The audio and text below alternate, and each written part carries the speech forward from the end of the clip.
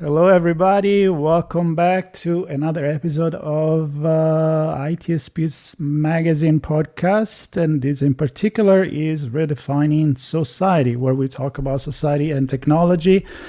I'm very excited to have back Theresa Payton with me. It wasn't that long ago since when we talked. And we touched on a few things related to the TikTok ban and I would say, what does it mean when politics and technology cross and relationship, international relationship, and all of these? Because there is somebody that studied this and practiced this for a long time. And she wrote a book in 2020, if I'm not wrong. We talked about it on my show. And now there is an updated version of that book because, 4 years in this world of technology is like 25 years, maybe even 30, what it was used to be. And so she's here to present this new book, which is not really new. It's an updated version, but she brings in a lot of scenario, what if situation that obviously with all the things that have changed and the things that didn't change needed to be adjusted a little bit. So enough of me. Theresa, welcome back. Hi, thanks for having me back. Always a pleasure, always a pleasure. So as the book demand, a little introduction about yourself, even if maybe people already saw not too long ago the other episode, but we always assume there is new listener and we want to let them know who you are. Sure. Real quick about me, Theresa Payton. I spent 16 years in the financial services industry and just delivering cutting edge technology that customers would want to use that enabled the bank, but also had to be secure, private, confidential. And then I had the opportunity to work for the White House under President George W. Bush. And so I served under his second half of his second term, so 2006 to 2008. And while I was there, realized that the country had invested a lot in training me on what the adversary's capabilities were. And I realized that I wanted to dedicate the rest of my career in protecting and defending the digital footprints of businesses, governments, and individuals. So I had the opportunity to actually stand up my company, Fortalice Solutions. And I've got two partners in my firm, Melissa and Bridget. And we actually met at the White House. And so I've been running Fortalice Solutions and serving, the Fortune 150 through 500 privately held large enterprises, mid-sized firms, and we do a lot of government work as well as protecting high net worth individuals and VIPs. So it's really great to be here with you, Marco. And it's again really great to have you. And I am extremely excited about this topic because I love everything sociology. I love the way that it changed people mind and technology. In the end, I'm realizing more and more in cybersecurity, it's all about the human brain.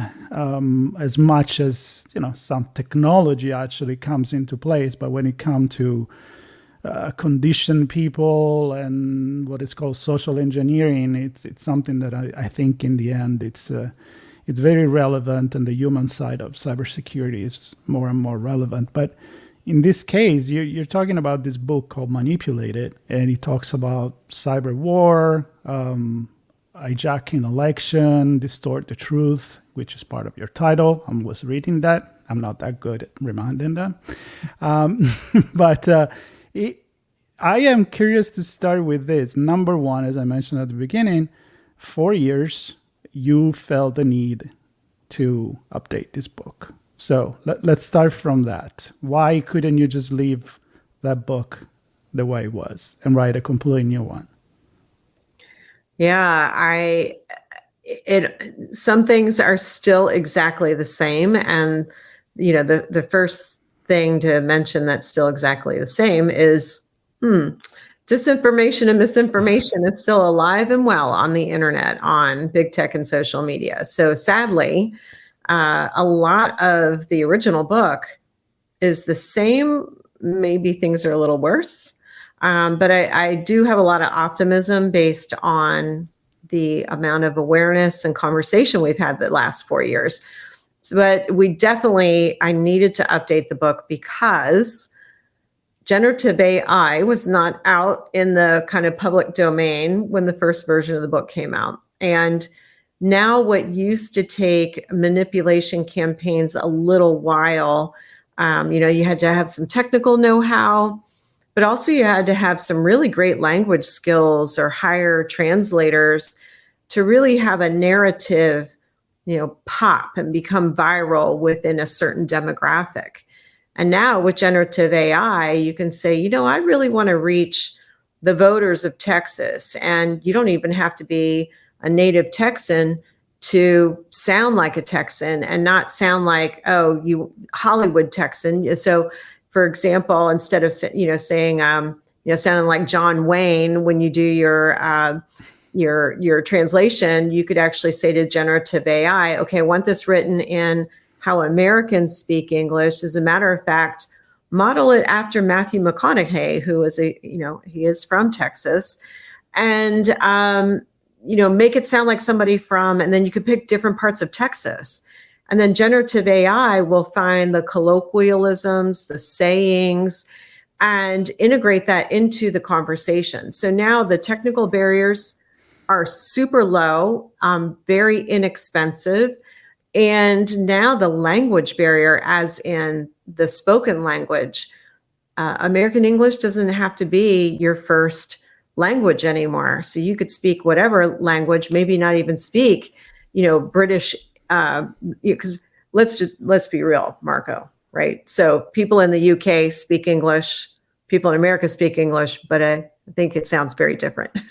So you could definitely get down to a town and get very, very localized in your speech.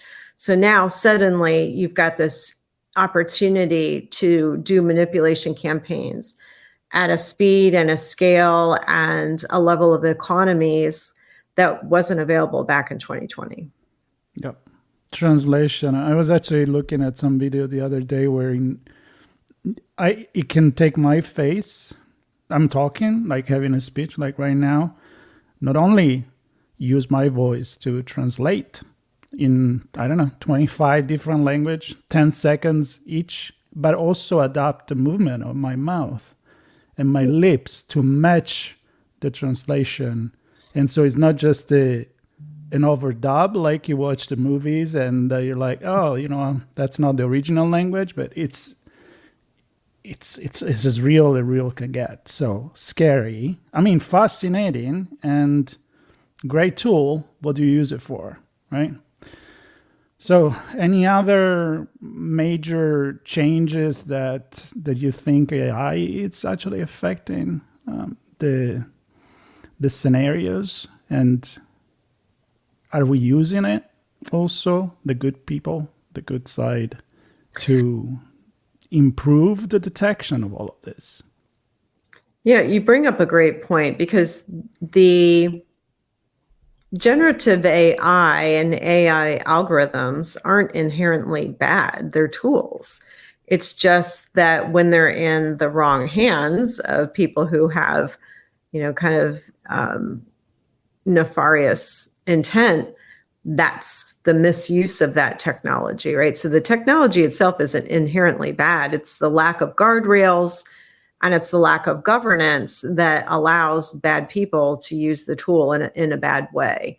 But I think, the good news is there are deep fake tools where you can actually put a deep fake, either a photograph or a video, into the tool, and it'll tell you whether or not they deem it to be potentially a deep fake, or at least an edited photo or an edited video. So I think that's incredibly helpful.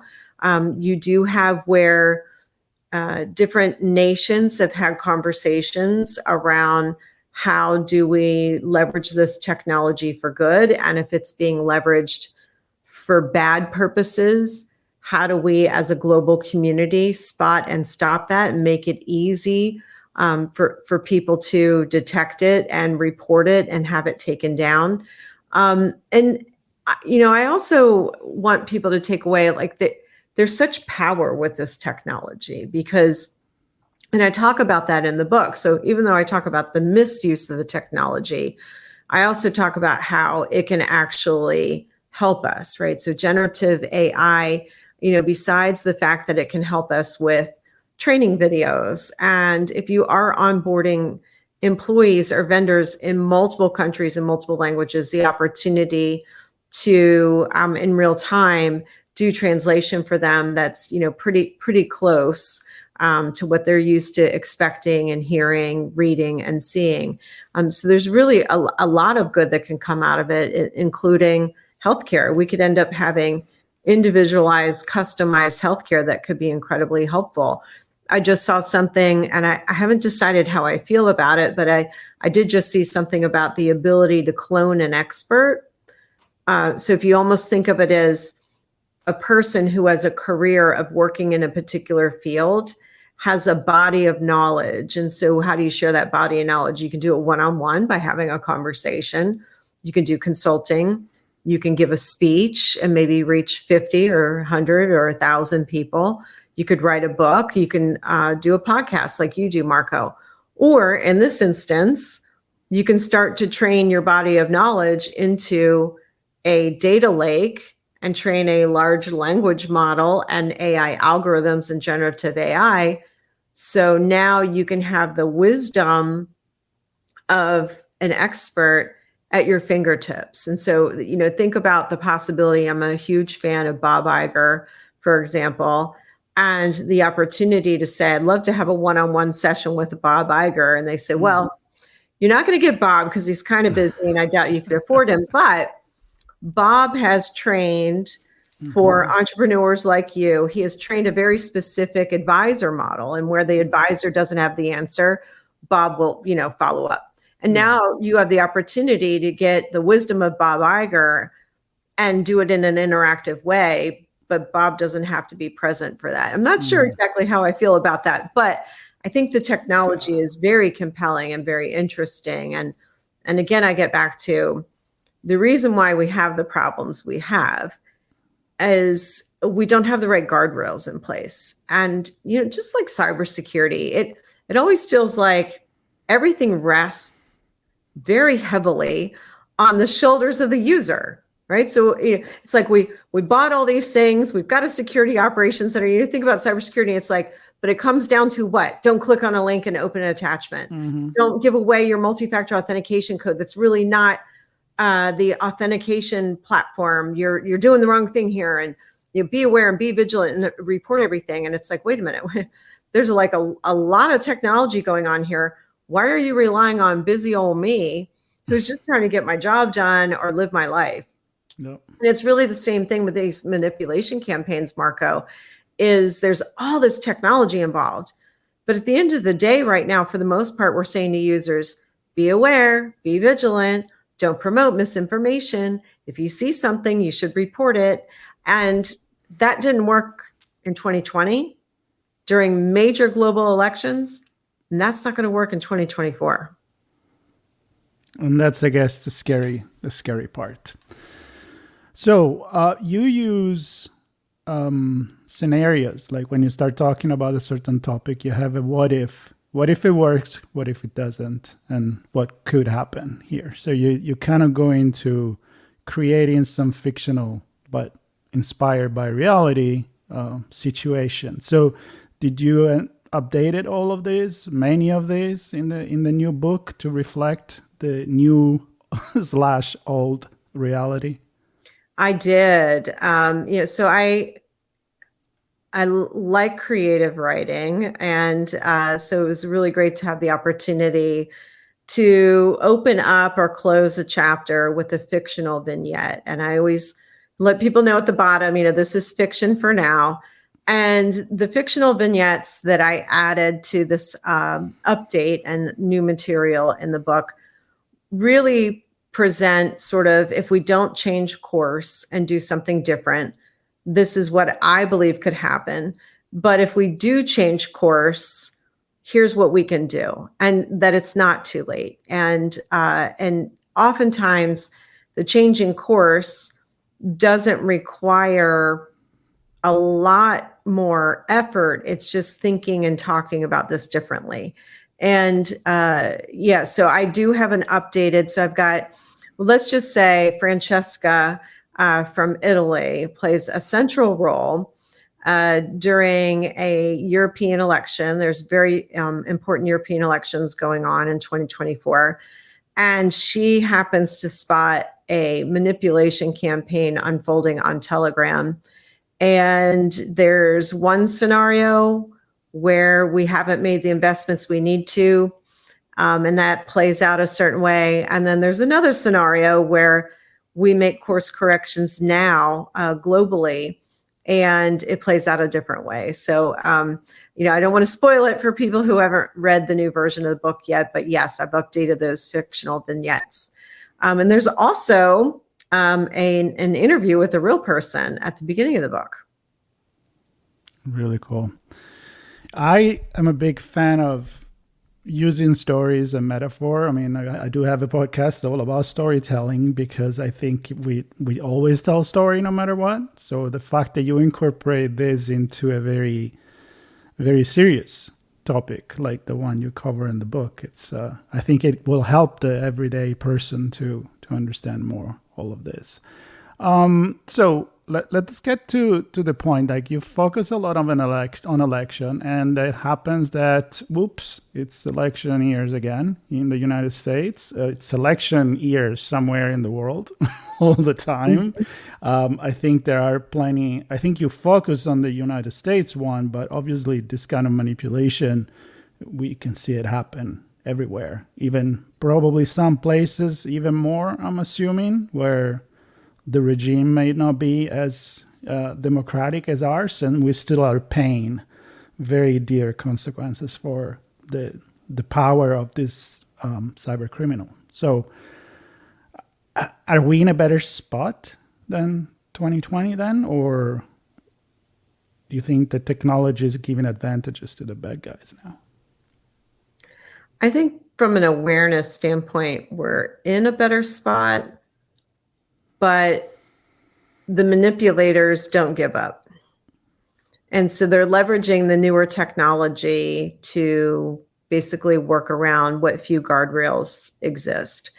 And you bring up a good point. So my book is focused on the manipulation of all kind of social issues globally, to include how people think about voting or not even showing up and voting in elections. And really, if social discourse is unhealthy, then politics will be unhealthy. So if we can't even have just a basic conversation around, what constitutes being healthy or not being healthy, or what constitutes we're in a pandemic or not a pandemic, or a boat crashing into a bridge, and whether or not people choose to believe what the government says happened in an investigation. So things that seem very simple on the surface can be manipulated at speed and scale. And now all of a sudden, on just regular social discourse issues,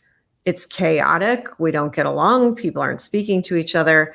And that plays out in democratic voting and elections.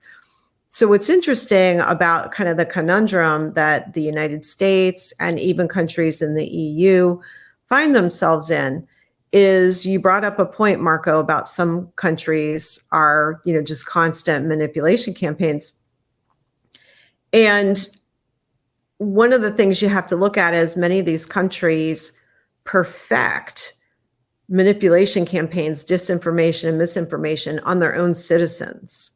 So in order to keep the peace, they may unplug them from the internet in order to keep the peace and promote, we're a great country and the United States is a dumpster fire, or we're a great country and the EU countries are a dumpster fire, or look at the UK. They promote this propaganda using social media, using traditional news media, and they perfect these disinformation and misinformation campaigns to control their citizen populace. And then they basically use those techniques and take that test bed of learnings and then deploy it against other countries. So if you find, you'll notice a lot of times in the news media when a disinformation or misinformation campaign is uncovered, a lot of times, not always, it does tie back to Russia, China, North Korea, Iran. And they do a lot of this to their own citizens. And again, for their part, all of these countries, by the way, Marco, deny that they do this. Yes, they deny that they do this. But I always say, if you deny that you do it and you don't condone it, then you should condemn it. So you should actually participate in an investigation that brings citizens on your soil to justice if they are indeed found guilty. But of course, nobody ever gets extradited for doing these campaigns. Yeah, yeah. Well, the thing that it's what is at the core of this conversation, in my opinion, is, I mean, propaganda has always been happening, right? Now it's much more powerful, obviously, because of the internet. It's not about flyers that come down from an airplane in a war zone, like during the Second World War or something like that. But it's still understandable. Definitely, you don't want to see that happen, but, if the regime is not a democracy.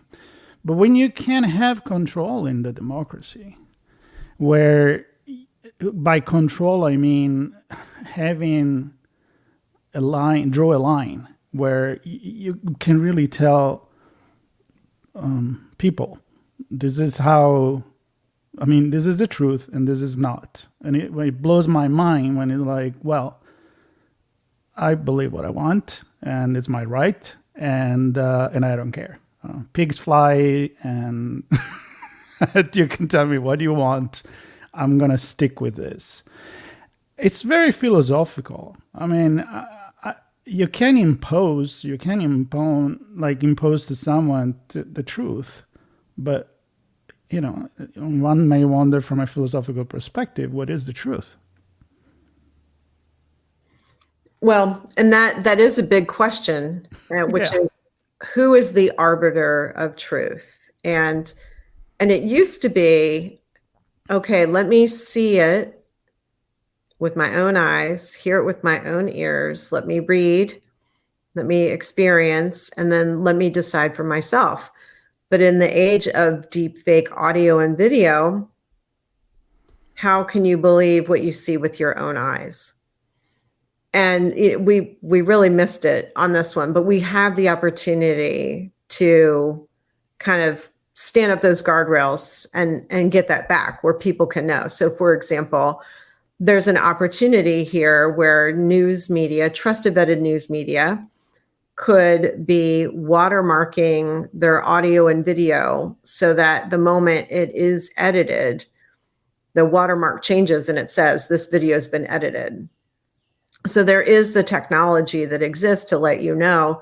I think about it, and it's going to have to change and evolve over time. So think about it like counterfeit money. So there is a way to mark things as this is legit money and to look for counterfeit. It's not foolproof, but it does stop a lot of the counterfeit money from being presented. It has to evolve and change just as counterfeiters evolve and change.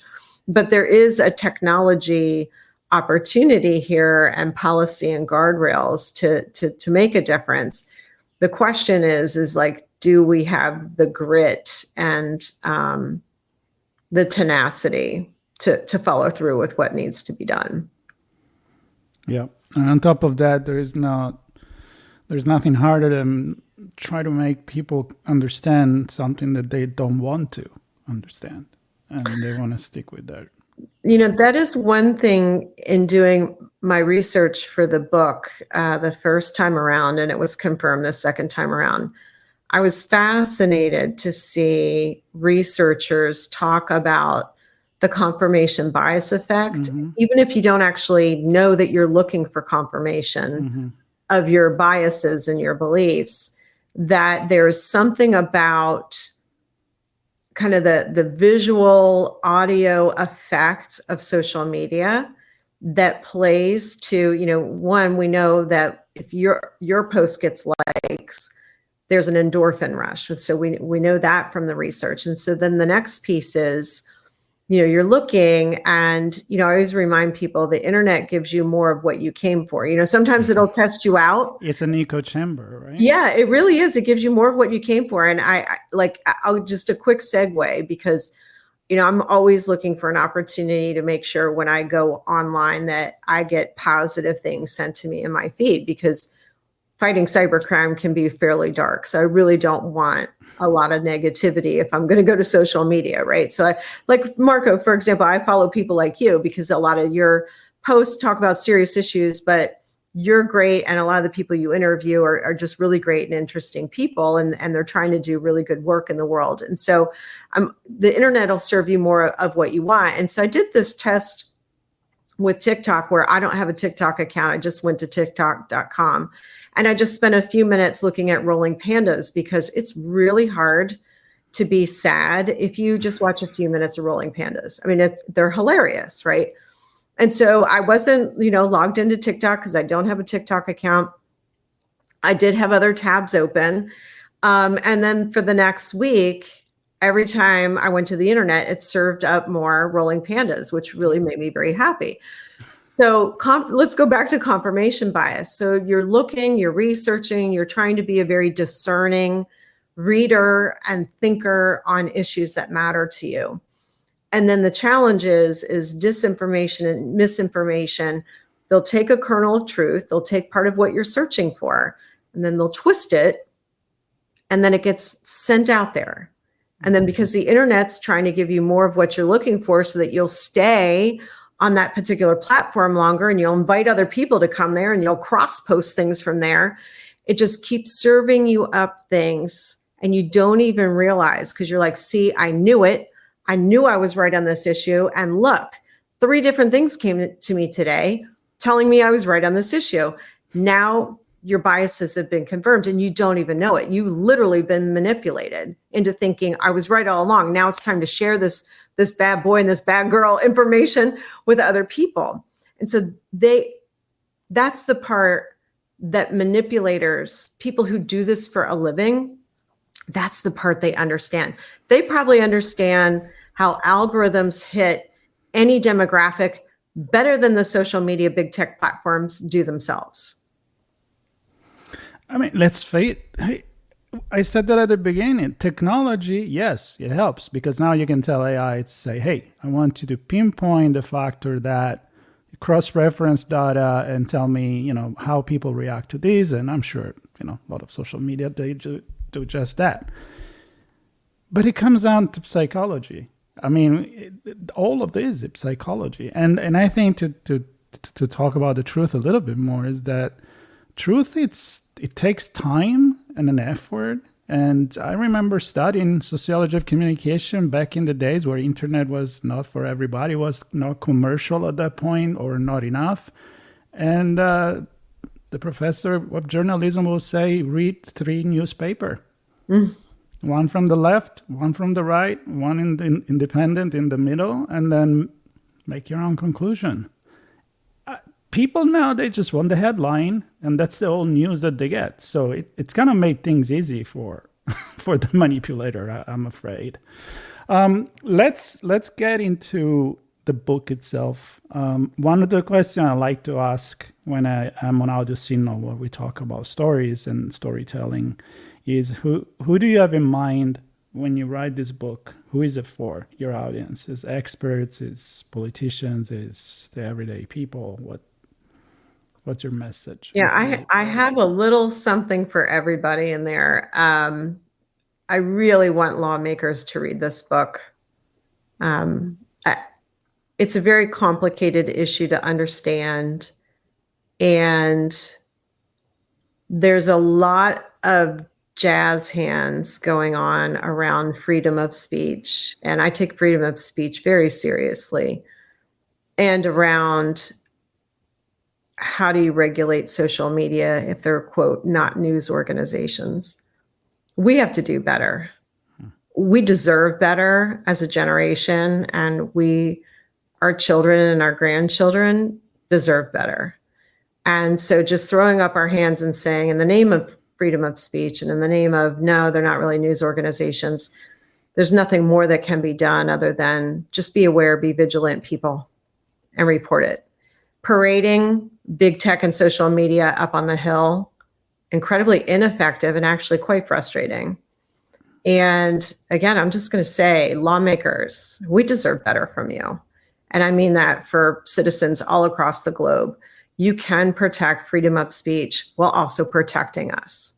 And you just have to study the issue and get more into the issue. And so that's why I wrote this book for everybody. It's not a super technical book.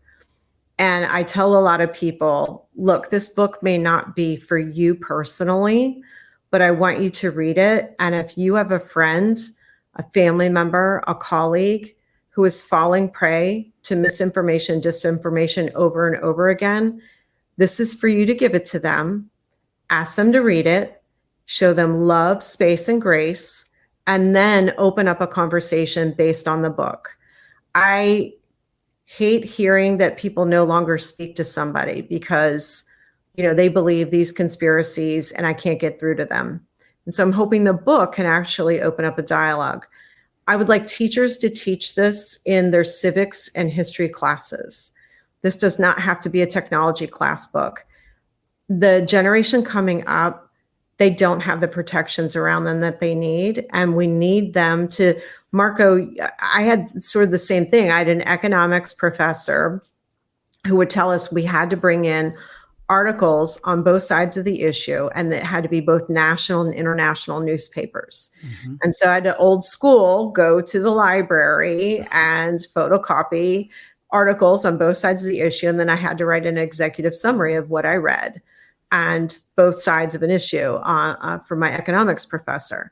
And that was really good because it got me in the habit of saying, well, that's an interesting point of view. I wonder what somebody who has an opposing point of view would say, what research supports their opposing point of view.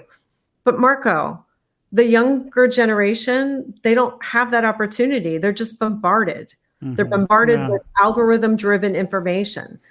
And they deserve better. And we need laws, we need guardrails. I'm typically a less laws are better, but in this situation, we need help. And Superman's not coming to save us. So I wrote the book that while lawmakers struggle to figure this out and give us better laws to help us with this, that we can each help each other, that we can support each other, that we can be friends and colleagues, and we can agree to disagree on social issues, but at the same time, with love and grace and space, not allow each other to be manipulated. Yep. Well, I'm into that. Agrees to disagree and still be able to have that conversation. I think that's what democracy is about, right? 51%, you can't assume that 49% are losers and 51 is the winner. It's you're still trying to accommodate everybody, except you cannot have the democracy of everybody like in the small polis in Greece where democracy was invented. It's just impossible. But if you can pursue that final goal, I think books like this should make people think it's better to have this conversation than to just shut down and cover your ears and la loud as much as you can because you don't want to hear, and then you're going to go on your social media so that everybody's thinking at the same way you are, then we are just living in different bubble, but that's not reality.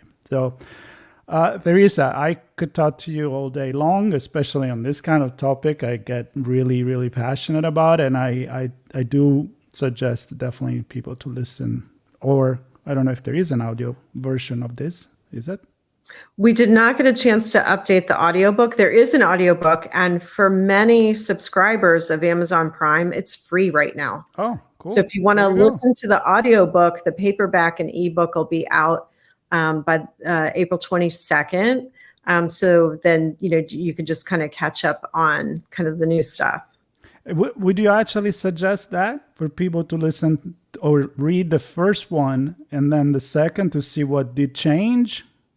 Yeah, I definitely, if you're a big podcast listener, which if you're listening to Marco, you must be, So, we recorded the audio version of the book very much in a podcast style format. So it should be fairly easy for people to listen to. I'm actually reading most of the book, but where there need to be voice characters that are male characters, there's a voice actor who joins me for those pieces. And so that can be a great way while you're waiting for the paperback and the ebook to come out, as you could listen to it on your drive to work or the grocery store, or in the background while you're getting ready for your day. yeah, sounds good. I think it's a great idea. So for everybody, there will be links to all the way to connect with Theresa, her website, the book, the link to the Amazon page or wherever the book is sold. And for everybody else, also stay tuned, subscribe. There is going to be a lot more stories, and I'm sure Theresa will come back because I know that maybe there is an actual fictional book coming up. So I don't know if you want to throw an idea there. You kind of mentioned a character there. So. Oh, well, she's in Manipulated. So in the new material of Manipulated, you'll read about Francesca, who was a young reporter, and she's been trained to spot manipulation campaigns. And it's between her work and a race against time to save elections in the EU. So a little bit of adventure and fictional fact based, unfortunately, I'm going to say, on something that is very real. So again, everybody stay tuned. We'll talk again with Theresa, and there are many more stories that will come up very soon on Redefining Society. Thank you. Thanks, Marco. Be safe out there. Good to be with you. Same to you.